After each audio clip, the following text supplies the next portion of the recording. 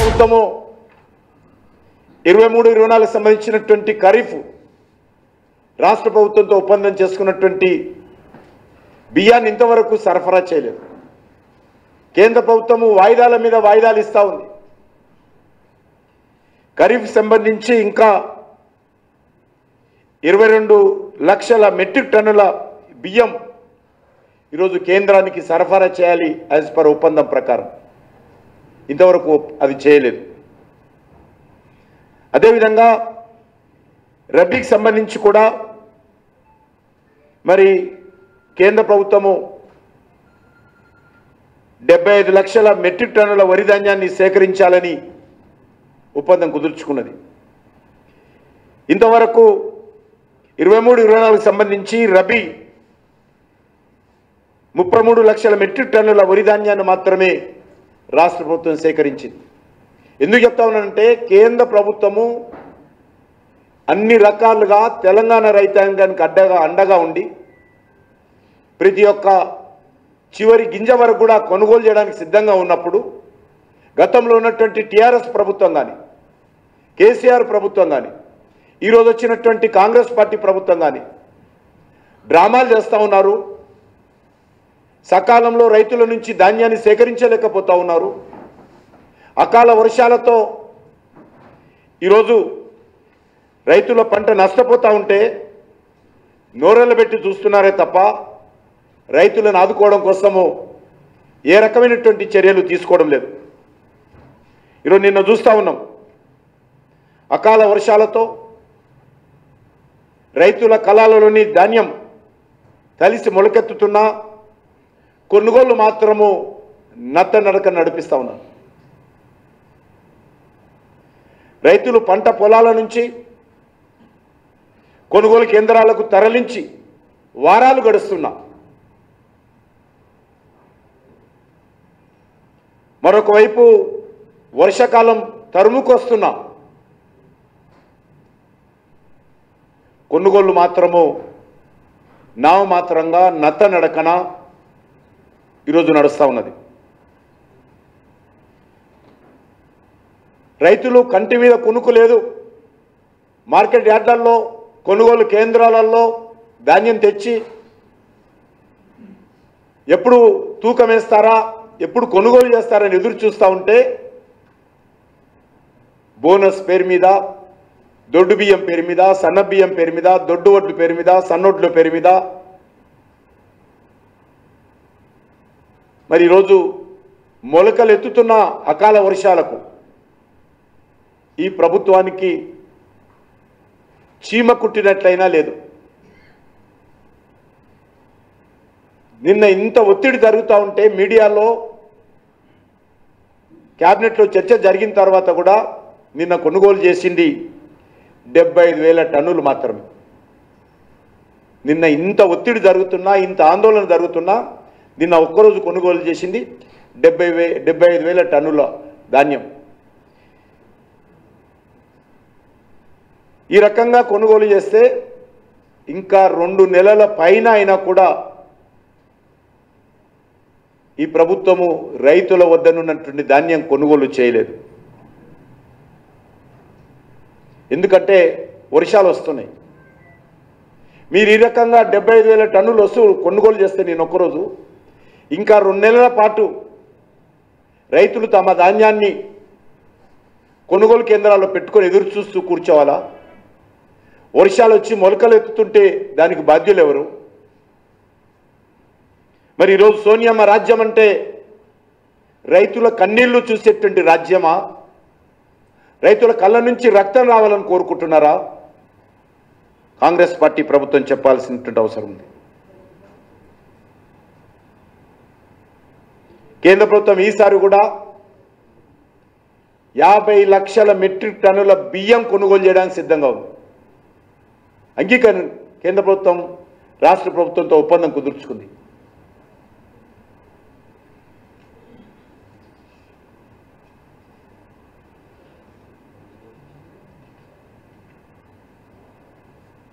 ఈరోజు కేంద్ర ప్రభుత్వము ధాన్యం కొనుగోలు విషయంలో మార్కెట్ యార్డు నుంచి బస్తా ఎత్తే వరకు, మార్కెట్ యార్డ్కి సంబంధించినటువంటి బస్తా ఇచ్చే వరకు, బస్తాకు కుట్టడానికి కావాల్సినటువంటి దారం నూగు పొడించి కూడా ప్రతి కూలీ ట్రాన్స్పోర్ట్ కూడా ఎఫ్సిఐ చేరే వరకు అయ్యే ప్రతి ఖర్చు, రాష్ట్ర ప్రభుత్వం చెల్లించేటువంటి ప్రతి న్యాయ పైసకు వడ్డీ రాష్ట్ర ప్రభుత్వం స్టోర్ చేస్తే, రైస్ మిల్లర్లో స్టోర్ చేస్తే దానికి రెంట్ వరకు కూడా టోటల్గా కేంద్ర ప్రభుత్వం భరిస్తుంది. ఒక్క న్యాయ పైసా కూడా రాష్ట్ర ప్రభుత్వం మీద భారం పడదు. సివిల్ సప్లై ఆఫీసర్స్ పనిచేస్తున్నందుకు, ఈ కొనుగోలు కేంద్రంలో సమన్వయం చేస్తున్నందుకు వాళ్ళకు కూడా కమిషన్ ఇస్తుంది కేంద్ర ప్రభుత్వం. సివిల్ సప్లై ఆఫీస్ పూర్తిగా కేంద్ర ప్రభుత్వం ఇచ్చేటువంటి కమిషన్ ద్వారానే వాళ్ళ జీతాలు వెళ్తాయి. మరి రాష్ట్ర ప్రభుత్వానికి వచ్చేటువంటి బాధ ఏంటని అడుగుతా ఉన్నాను. నరేంద్ర మోడీ గారు ప్రభుత్వం పూర్తిగా మీకు తెలుసు, బాయిల్ రైస్ విషయంలో ఎంత కూడా జరిగిందో. ఢిల్లీకి వచ్చి టీఆర్ఎస్ నాయకులు ఏపీ భవన్లో ధర్నాలు చేశారు. బాయిల్ రైస్ కొనాలి కొనాలి కొనాలి. చివరికి కూడా వాళ్ళు కూడా బాయిల్ రైస్ కొంటామన్న తర్వాత కూడా సకాలంలో బాయిల్ రైస్ వాళ్ళు కూడా ఇవ్వలేకపోయారు.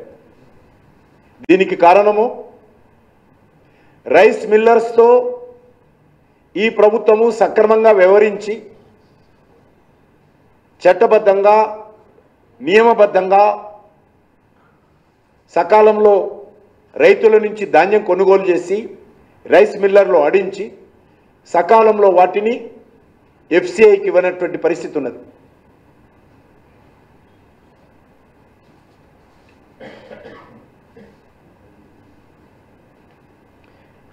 అంతకుముందు మనకు తెలుసు,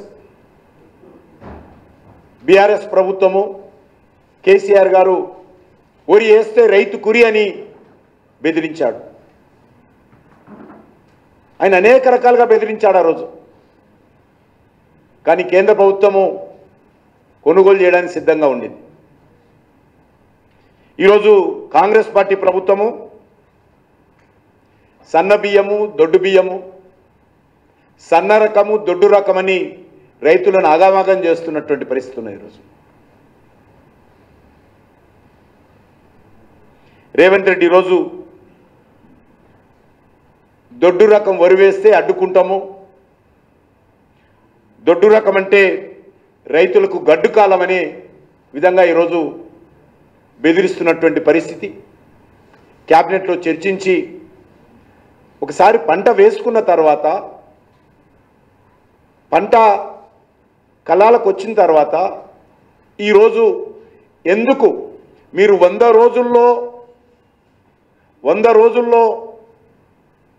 బోనస్ ఇస్తామని ప్రకటించి ఇప్పుడు కల్లాలలో మార్కెట్ యార్డ్లో ఉన్నటువంటి ధాన్యం మీద ఎందుకు బోనస్ చెల్లించడం లేదో రేవంత్ రెడ్డికి చిత్తశుద్ధి ఉంటే, రాహుల్ గాంధీకి చిత్తశుద్ధి ఉంటే, కాంగ్రెస్ పార్టీకి చిత్తశుద్ధి ఉంటే, మీరు ఇచ్చినటువంటి గ్యారంటీల మీదకి నమ్మకం ఉంటే, మీ గ్యారంటీలు నిజంగా గ్యారంటీలు కాకపోతే, తెలంగాణ ప్రజల ఓట్ల మీద పవిత్రత మీకు అనిపిస్తే ఎందుకు ఈరోజు మీరు 100 రోజుల్లో ఇస్తానన్నటువంటి వరి ధాన్యం మీద 500 బోనస్ ఇప్పుడు అమలు చేయడం లేదో కాంగ్రెస్ పార్టీ ప్రభుత్వం చెప్పాలి. ఇంతకంటే మోసము, దగ ఇంకొకటి ఉండదు.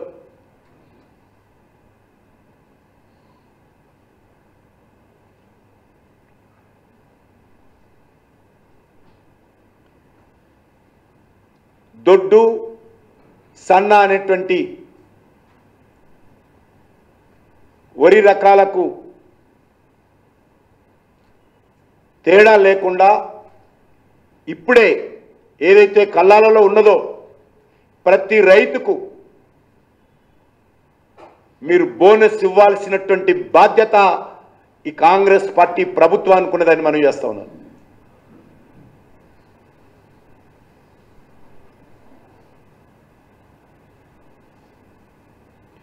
కేంద్ర ప్రభుత్వము అది దొడ్డు రకాలైనా,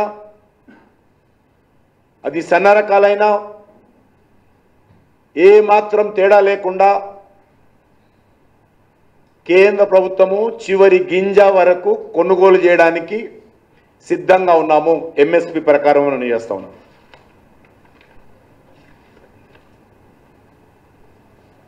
నరేంద్ర మోడీ గారి ప్రభుత్వము ధాన్యం మీద వచ్చినటువంటి 9.5 సంవత్సరాలలో 61% ఎంఎస్పి పెంచింది. 61% మేము అధికారంలోకి వచ్చిన తర్వాత ఎంఎస్పి పెంచడం జరిగింది.